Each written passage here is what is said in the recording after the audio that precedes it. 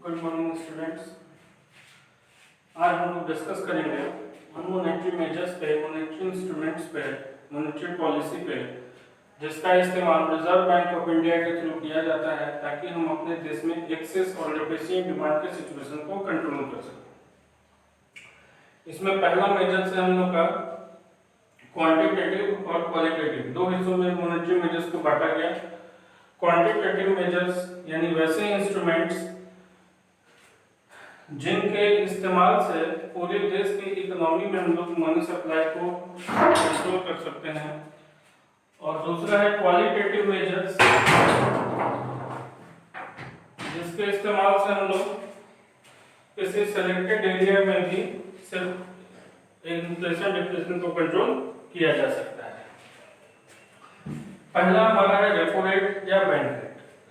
Repo rate या bank rate क्या होता है? यानी जब हम लोग जनरली कमर्शियल बैंक से जब लोन हम लोग लेते हैं तो उस लोन पे हमें कुछ रेट ऑफ इंटरेस्ट पे करना पड़ता है। उसी तरह से जब बैंकों को लोन की जरूरत पड़ती है तो ये कमर्शियल बैंक जो है रिजर्व बैंक ऑफ इंडिया से लोन लेते हैं, जो हमारे देश का सेंट्रल बैंक है। तो ये भी बैंक जब लोन लेते हैं तो इनको भी कुछ उस पर रेट ऑफ इंटरेस्ट पे करना पड़ता है, जिस इंटरेस्ट रेट को ही हम लोग रेपो रेट या बैंक रेट बोलते हैं। यदि commercial bank generally short term loan लेती है रिजर्व बैंक से, उस पर जो रेट ऑफ इंटरेस्ट पे किया जाएगा रेपो रेट, और अगर लॉन्ग टर्म लोन लेती है कमर्शियल बैंक से, उस पर जो रेट ऑफ इंटरेस्ट पे किया जाएगा उसको बैंक रेट कहा जाएगा। इससे हम लोग कैसे इन्फ्लेशन डिफ्लेशन कंट्रोल करेंगे? थोड़ी दिन पहले आपने सुना कि रिजर्व बैंक जो है रेपो रेट को 4.4% से घटा के 4% कर दिया, 4.4% to 4%, यानी 0.4% जो है वो आपका घटा दिया गया रेपो रेट। घटाने से क्या होगा? रेपो रेट घटने का मतलब कि कमर्शियल बैंकों को अब उस लोन पे पहले से कम इंटरेस्ट देना पड़ेगा, तो उनके लिए लोन सस्ता हो गया, तो ये मार्केट में भी जो है loan come rate of interest पे देने लगेंगे। जैसे हम लोग सब्जी खरीदने में करते हैं, जनरली जब कोई भी सामान होता है, हमारा कॉस्ट ऑफ प्रोडक्शन कम होने लगे तो प्राइस कम हो जाता है। उसी तरह से जब commercial bank come rate of interest पे करेगी तो जनरल पब्लिक को भी ये कम रेट ऑफ इंटरेस्ट पर लोन अवेलेबल कराएगी। इस तरह से जब लोगों को सस्ते रेट पे, सस्ते इंटरेस्ट पे लोन मिलने लगेगा तो ज्यादा से ज्यादा लोग लोन लेना शुरू कर देंगे।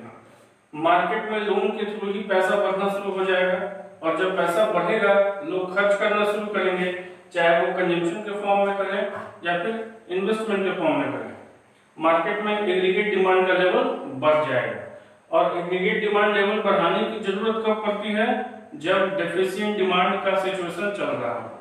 यानी इसको हम लोग डेफिशिएंट डिमांड के सिचुएशन को कंट्रोल करने के लिए रेपो रेट या बैंक रेट को घटा देते हैं, जिससे मार्केट रेट ऑफ इंटरेस्ट घट जाता है, मार्केट में लोन की अवेलेबिलिटी बढ़ जाती है, लोन सस्ता हो जाता है, एडी मनी सप्लाई बढ़ जाएगा और एडी का लेवल बढ़ जाएगा।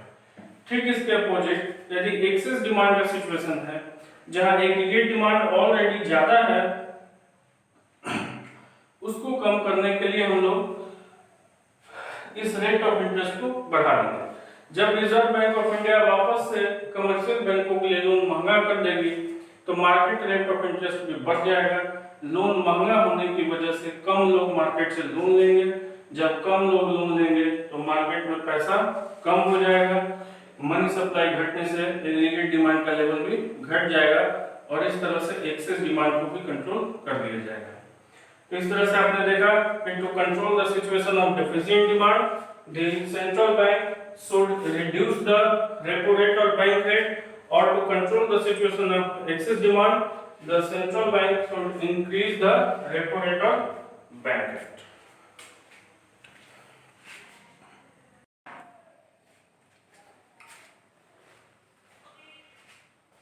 दूसरा इंस्ट्रूमेंट हम लोग देखेंगे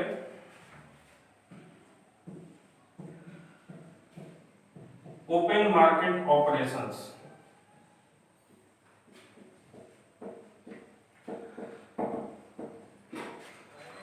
ओपन मार्केट ऑपरेशंस क्या है समझिए। बहुत सारे जिस तरह से मार्केट में शेयर्स सेल किए जाते हैं, डिबेंचर सेल किए जाते हैं, कई तरह के बॉन्ड्स सेल किए जाते हैं डिफरेंट कंपनीज के थ्रू, गवर्नमेंट के थ्रू, उसी तरह से कुछ सिक्योरिटीज ऐसे भी होते हैं जिसको reserve bank of India excess demand और डिफिसिट डिमांड को कंट्रोल करने के लिए यूज करती है। यानी open market operation is simply the sale and purchase of securities in the open market by the RBI. ठीक है, सिक्योरिटीज को ओपन मार्केट में सेल और परचेज करने से हम कैसे इन्फ्लेशन डिफ्लेशन को कंट्रोल कर सकते हैं।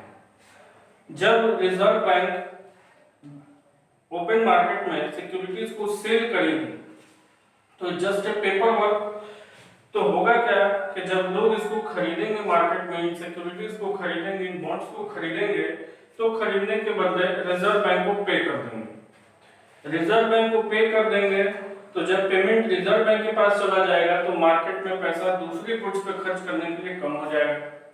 जब मार्केट में पैसा कम हो जाएगा तो डेफिसिट डिमांड का सिचुएशन, एक्सेस डिमांड का सिचुएशन जो है वो कंट्रोल हो जाएगा, यानी एडी का लेवल कम हो जाएगा।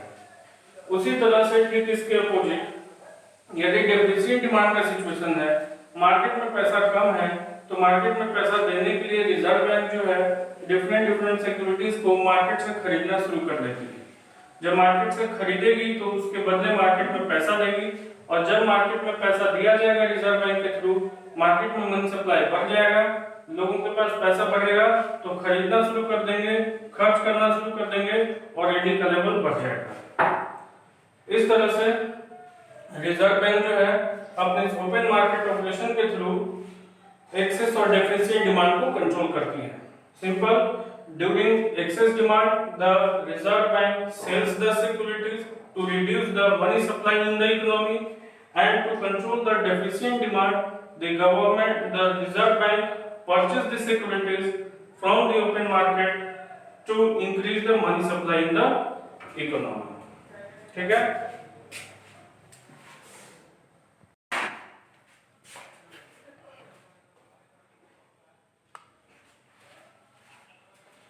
नेक्स्ट एक और इम्पोर्टेंट जो हम लोग देखेंगे, ये भी लोग बहुत सुनते होंगे आप लोग, रिवर्स रेपो रेट।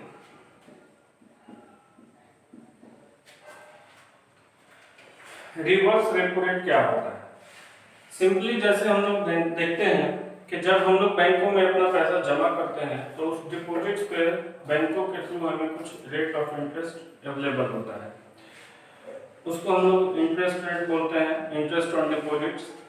उसी तरह से जब कमर्शियल बैंकों के पास सरप्लस फंड होता है तो वो भी अपने सरप्लस को रिजर्व बैंक में जमा करते हैं।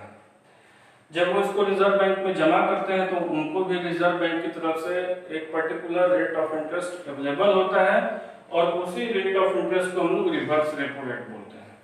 यानी the rate of interest at which the commercial banks park their surplus funds with the RBI is called reverse repo rate. In other words we can say that reverse repo rate is the rate of interest at which the central bank advances loans from the commercial banks.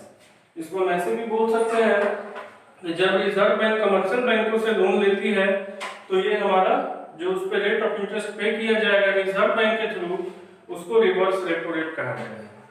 ये rate of interest भी reserve bank ही decide करती है, और इसके through हम कैसे control करेंगे inflation deflation को देखते हैं। सोचिए, अगर रिवर्स रेपो रेट को बढ़ा दिया जाए तो क्या होगा? रिवर्स रेपो रेट को बढ़ा देने का मतलब हो गया कि जमा राशि पे ब्याज ज्यादा मिलेगा। हम लोग के साथ भी होता है, हम देखते हैं कि अगर हम लोग सेविंग अकाउंट में 3 से 4% का रेट ऑफ इंटरेस्ट मिलता है, फिक्स डिपॉजिट पे 7 से 8% का मिलता है ना, तो भी उसमें भी कई सारे बैंकों में किसी में 3%, किसी में 3.5%, किसी में 4%। तो हम देखते हैं कि सेविंग अकाउंट पे जिस बैंक में रेट ऑफ इंटरेस्ट ज्यादा होगा, जनरली लोग वहीं पे पैसा जमा करते हैं ताकि इंटरेस्ट ज्यादा मिल सके, रिटर्न ज्यादा मिल सके। उसी तरह से जब reserve bank reverse repo rate को बढ़ा देती है तो कमर्शियल बैंक जो है ज्यादा से ज्यादा पैसा आरबीआई में जमा करना शुरू कर देता है। जब कमर्शियल बैंक ज्यादा पैसा अपना रिजर्व बैंक में जमा करने लगेंगे तो मार्केट में लोन देने के लिए उनके पास पैसा कम बचेगा, इससे लिक्विडिटी मार्केट में कम हो जाएगी, यानी लोन कम दिया जाएगा तो मनी सप्लाई कम हो जाएगा, मनी सप्लाई कम होने से एग्रीगेट डिमांड का लेवल भी घट जाएगा, और ये कब किया जाएगा, जब एक्सेस डिमांड का सिचुएशन हो। यानी to control the situation of excess demand the central bank should increase the reverse repo rate. ठीक है, अभी रेपो रेट के साथ साथ रिवर्स रेपो रेट को भी घटाया गया है। तो रिवर्स रेपो रेट को घटा देने का मतलब कि अब इस डिपॉजिट्स पे कमर्शियल बैंकों को इंटरेस्ट कम मिलेगा, इससे कमर्शियल बैंक जो है आरबीआई में पैसा कम डिपॉजिट करेंगे, पैसा आरबीआई में कम डिपॉजिट करेंगे, यानी मार्केट में लोन ज्यादा अवेलेबल कराने लगेंगे। मार्केट में लोन के बढ़ने का मतलब कि मार्केट में मनी सप्लाई बढ़ गया, मनी सप्लाई बढ़ने का मतलब कि कंजम्पशन और इन्वेस्टमेंट का इन्वेस्टमेंट एक्सपेंडिचर बढ़ गया, और कंजम्पशन इन्वेस्टमेंट एक्सपेंडिचर बढ़ने का मतलब कि एग्रीगेट डिमांड का लेवल बढ़ जाएगा। इस तरह से डेफिसिएंट डिमांड कंट्रोल हो जाएगा, है ना। तो डेफिसिएंट डिमांड को कंट्रोल करने के लिए हम लोग रिवर्स रेपो रेट को घटा देते हैं, और एक्सेस डिमांड को कंट्रोल करने के लिए रिवर्स रेपो रेट को बढ़ा देते हैं। Okay, thank you. इसके अलावा कुछ और भी हमारे इसमें इंस्ट्रूमेंट्स हैं जिसको हम लोग नेक्स्ट वीडियो में स्टडी करेंगे, अगले क्लास में स्टडी करेंगे। फिलहाल हम लोग आज 3 आपके मॉनेटरी इंस्ट्रूमेंट्स के बारे में हम लोग पढ़े, क्वांटिटेटिव इंस्ट्रूमेंट्स के बारे में पढ़े। इस तीनों को एक बार और ब्रीफ में देख लिया जाए। जिस रेट ऑफ इंटरेस्ट पे कमर्शियल बैंक रिजर्व बैंक से लोन लेती है उसको रेपो रेट या बैंक रेट कहेंगे। ओपन मार्केट ऑपरेशन का मतलब कि ओपन मार्केट में रिजर्व बैंक के थ्रू सिक्योरिटीज को सेल और परचेज करना, और रिवर्स रेपो रेट का मतलब हो गया कि जब सरप्लस फंड कमर्शियल बैंकों के पास होता है और वो उसको रिजर्व बैंक में जमा कराते हैं तो उस पे उनको मिलने वाला इंटरेस्ट, यानी the rate at which commercial banks advances loans from central bank is known as repo rate or bank rate. Sale and purchase of securities in the open market by RBI is known as open market operations, and the rate of interest at which Reserve Bank advances loans from commercial banks is known as reverse repo rate. Okay, thank you.